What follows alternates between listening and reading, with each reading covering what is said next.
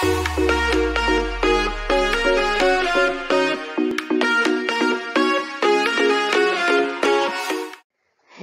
magandang umaga sa lahat ng mag-aaral ng ikalawang baitang.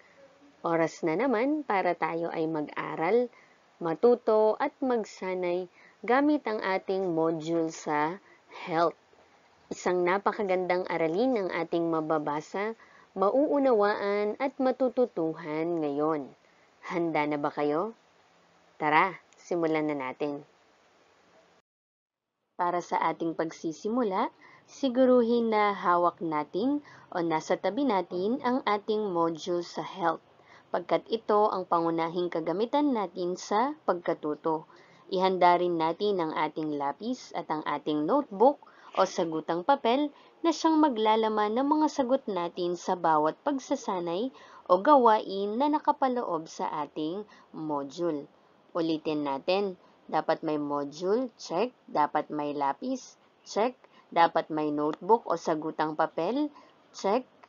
Hayan, handang-handa na talaga tayo sa ating pag-aaral. Tara, simulan na natin. Ang leksyong pag-aaralan natin ngayon ay patungkol sa piramide ng pagkain at pinggang Pinoy. Alam mo ba na dapat balanse ang grupo ng pagkain iyong kinakain upang magbigay ito ng sapat na sustansya sa iyong katawan? Alam kong ikaw ay isang matalinong bata, kaya maisa sa alang-alang mo ang piramide ng pagkain at ang pinggang Pinoy sa pagpili ng tamang pagkain na iyong kakainin.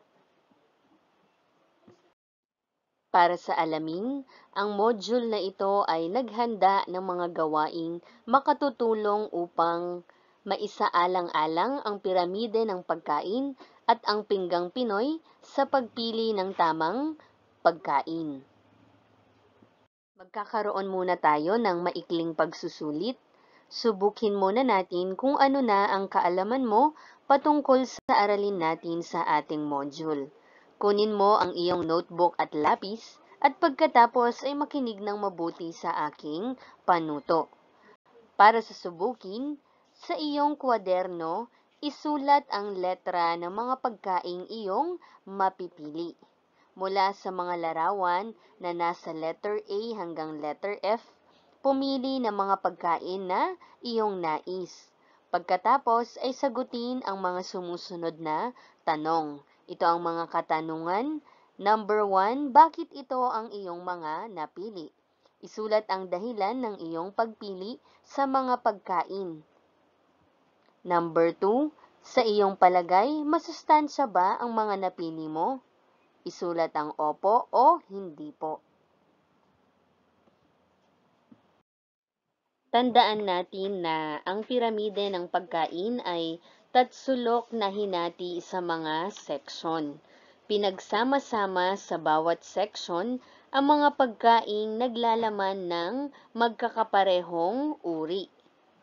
Ang unang level ay naglalaman ng mga carbohydrates na pangunahing pinagkukunan ng enerhiya. Halimbawa nito ay tinapay, kanin, pasta, mais at iba pa. Ang ikalawang level ay naglalaman ng mga bitamina at mineral. Halimbawa ay ang mga prutas at gulay na nagpapalakas ng ating resistensya. Ang ikatlo namang level ay binubuo ng mga pagkaing mayaman sa protina at mga produktong gawa sa gatas. Nagbibigay rin ito ng enerhiya sa katawan. Halimbawa nito ay ang mga karne, isda, manok, itlog, keso at iba pa. Ang panghuli namang level at pinakamaliit ang konsumo ay ang mga mamantika at matatamis na pagkain tulad ng mantikilya at gata ng nyog na nakapagbibigay rin ng lakas sa katawan, ngunit tandaan na ito ay sa kaunting proportion lamang. Tandaan rin natin na ang pinggang Pinoy ay isang representasyon gamit ang plato bilang modelo sa tamang proportion ng grupo ng pagkain mula sa go grow, and glow foods. Magkakaiba ang saklaw ng edad ng taong kakain dahil bawat edad ay may magkakaibang kailangang dami ng nutrisyon sa katawan at ito ang maaaring gamitin bilang gabay o basihan ng inihahandang pagkain. Para sa balikan, tandaan natin ang mga listahan ng prinsipyo sa malusog na pagkain. Number 1, kumain ng iba't ibang uri ng pagkain at iwasan ang pagiging mapili o maselan. Number 2, damihan rin ang pagkain ng prutas at gulay. Number 3, kumain naman ng katamtamang dami ng karne, isda at itlog. Number 4, bawasan ang pagkain ng taba, mantika, asukal at asin. Number 5, ugaliin ang pag-inom ng sapat na tubig. At number 6, kumain ng regular. Tandaan natin ang mga ito upang maging malusog tayo, hindi lamang sa ating pangangatawan, kundi maging sa ating isipan. Para sa tuklasin, sagutan ang palaisipan gamit ang tamang bilang ng mga letra sa alpabeto. Isulat ang sagot sa iyong kwaderno. Ang gagawin lamang natin ay pagtatambalin lamang natin ang number sa wastong letter nito upang mabuo natin ang salitang hinihingi sa bawat bilang. Number 1, ang mga numbers ay 20, 1, 12, 15, 14, at 7. Ano-ano kayang mga letters ang may number na 20, 1, 12, 15, 14, at 7.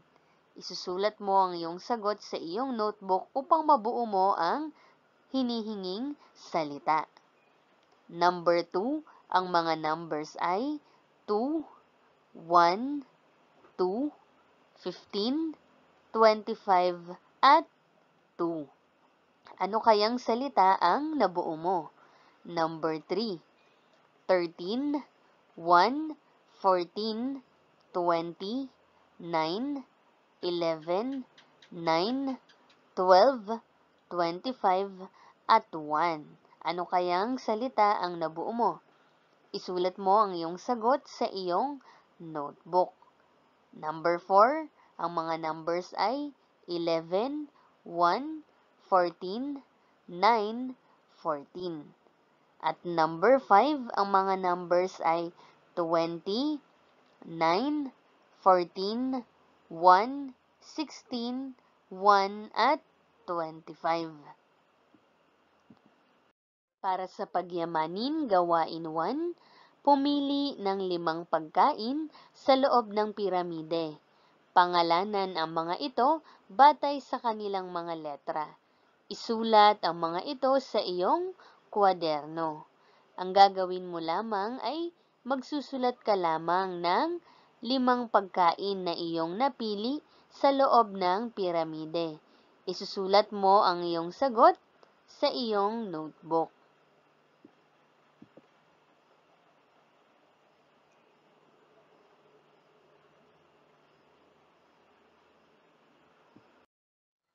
Para sa gawain 2, lagyan ng check ang tamang halimbawa ng pinggang Pinoy at X naman kung hindi.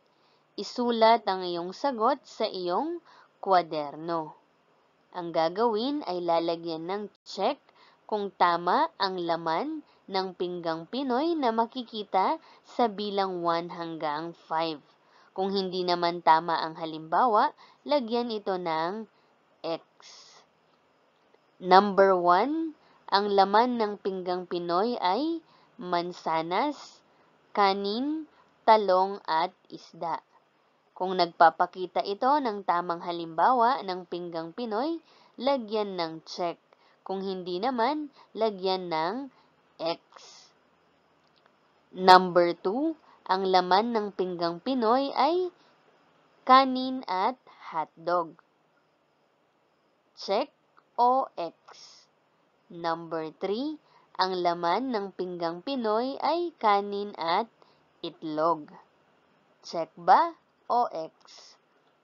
Number 4, ang laman ng pinggang Pinoy ay kangkong, kanin, itlog, tinapay at pinya.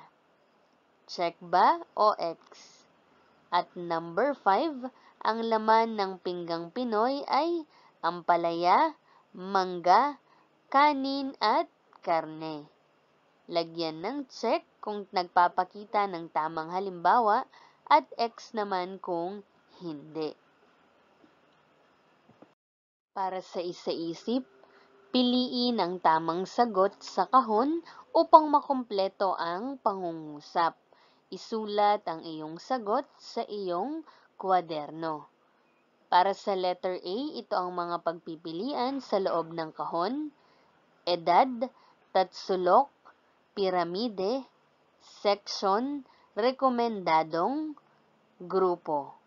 Ito naman ang pahayag na ating kukumpletuhin gamit ang mga salita na nasa loob ng kahon. Para sa letter A, ang blank ng pagkain ay hugis blank na nahahati sa mga blank upang ipakita ang blank paggamit sa bawat blank ng pagkain na naaayon sa iyong blank. Ito naman ang mga pagpipilian sa loob ng kahon para sa letter B: plato, pagkain, grow, pinggang Pinoy, proportion. Ito naman ang pahayag na ating kukumpletuhin sa letter B. Ang blank-blank ay isang representasyon gamit ang blank bilang modelo sa tamang blank ng grupo ng blank mula sa Go, blank, and Glow foods. Isusulat ang iyong sagot sa iyong kwaderno o notebook. Para sa isagawa, kumpletuhin ang baybay ng pangalan ng mga sumusunod na larawan na makikita sa piramide ng pagkain. Isulat ang sagot sa iyong kwaderno. Ang gagawin natin ay bubuuin natin ang pangalan ng bawat larawan na makikita natin sa bilang 1 hanggang 5. Upang mabuo ang pangalan, kailangan nating punan ang mga nawawalang titik na siyang bubuo sa salita. Gagamitin nating gabay ang mga larawan sa bawat bilang upang maisagot natin ng tama. Number 1, tinapay. Number 2, manok. Number 3, bayabas. Number 4, malunggay. At number 5, mantikilya. Para sa tayahin 1, sagutan ang mga tanong ayon sa tinutukoy ng pangungusap. Isulat ang letra ng tamang sagot sa iyong kwaderno. Number 1, ano ang grupo ng pagkain na matatagpuan sa unang section ng piramide ng pagkain? A, mga prutas at gulay. B, mga carbohydrates. C, mga karne at isda. Number 2, ano ang grupo ng pagkain na matatagpuan sa ikalawang section ng piramide ng pagkain? A, mga prutas at gulay. B, mga carbohydrates. C, mga karne at isda. Number 3, ano ang grupo ng pagkain na matatagpuan sa ikatlong section ng piramide ng pagkain? A, mga prutas at gulay. B, mga carbohydrates. C, mga karne at isda. Number 4, ano ang grupo ng pagkain na matatagpuan sa ikaapat na section ng piramide ng pagkain? A, mga prutas at gulay. B, mga taba. langis at maalat na pagkain. C. Mga karne at isda. Number 5. Ito ay hugis tatsulok na nahati sa mga bahagdan upang ipakita ang rekomendadong paggamit sa bawat grupo ng pagkain na naaayon sa iyong edad. Bawat grupo ng pagkain na naaayon sa iyong edad. A. Food Triangle. B. Food Guide. C. Tea Guide. Para sa tayahin 2, isulat ang tama kung tama ang ipinapahayag ng pangungusap at mali kung hindi. Gawin ito sa iyong kwaderno. Kung tama ang sinasabi sa bawat pahayag, sa bawat bilang isulat ang tama. Kung hindi naman, isulat ang mali. Number 1, ang pinggang Pinoy ay hugis tatsulok. Number 2, ang pinggang Pinoy ay gumagamit ng modelong plato. Number 3, iba-iba ang proportion ng pagkain ng bawat pangkat ng edad ng tao. Number 4, kumpleto ang pinggang Pinoy kung ito ay may go, grow, at glow foods. At number 5, halimbawa ng tamang pinggang Pinoy ay kanin at hotdog para sa almusal. At para sa ating panghuling gawain, ang karagdagang gawain, kantahin ang awiting Bahay Kubo, magtala ng 5 gulay na mababanggit sa awitin. Isulat ito sa iyong kwaderno. Ang gagawin ay kakantahin ng Bahay Kubo at pagkatapos ay magbibigay ng 5 halimbawa ng mga gulay na nabanggit sa awiting Bahay Kubo. Isusulat mo ang pangalan o ang spelling ng mga gulay sa iyong notebook. Maraming salamat mga bata. Tandaan, mahalagang balanse ang grupo ng pagkain na ating kinakain upang maibigay nito ang sapat na nutrisyong kailangan para sa ating katawan.